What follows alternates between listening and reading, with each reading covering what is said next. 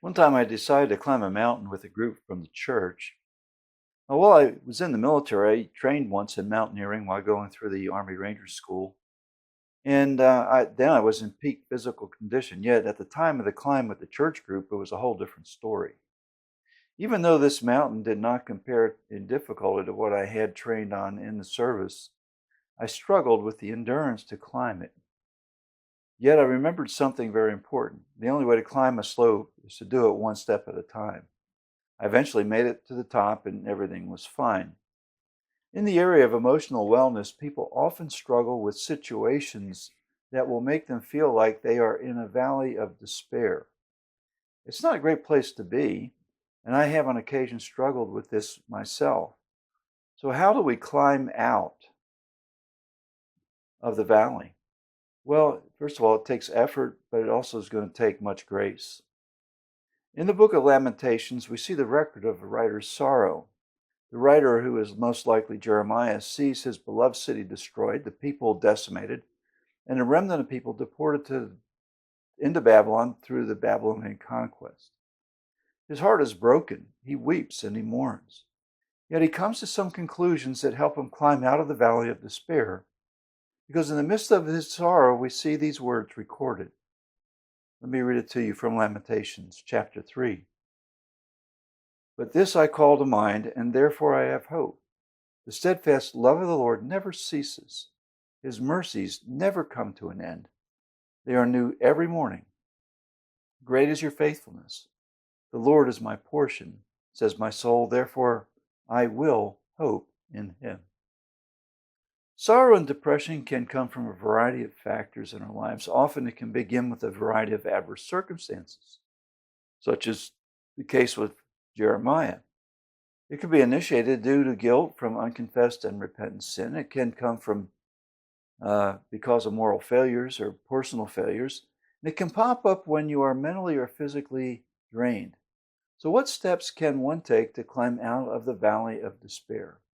First, but not foremost, those struggling should care for themselves physically. This would include proper dieting and relaxation. That means quiet time and sleep and exercise. All these things will contribute to a better mental state, better countenance. But above all, do not self-medicate through drugs or alcohol. A lot of times people try this. It doesn't work. If you get to that point, find some serious help from somebody to get through it. Second, examine your life to see if you are carrying a burden of guilt due to unconfessed and unrepentant sins. These can be things that also have manifested as behavior patterns over many, many years. Years pass. You started something, and these behavior patterns must be identified and corrected.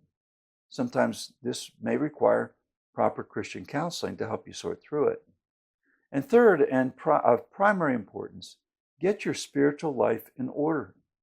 Now we can see this in Jeremiah's words. He realized first that the love of the Lord was for him, that love was steadfast and eternal.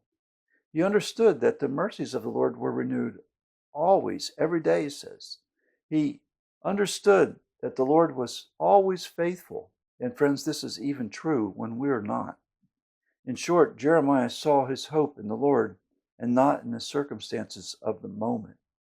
So often in our Christian lives, we struggle to get out of the valley because we allowed our spiritual well-being to falter.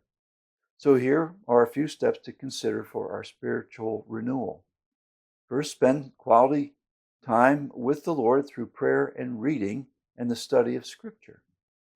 Make sure you relax in the presence of the Lord and be still. That is to be quiet in communing with him. It's nice just to rest and enjoy your relationship with the Lord. Remember to consider his unchangeable, infinite love for you and his faithfulness to you. And then seek biblical fellowship. It is the community of believers that one should find encouragement and comfort. Fellowship is essential to everyone. The church is designed for building one another up.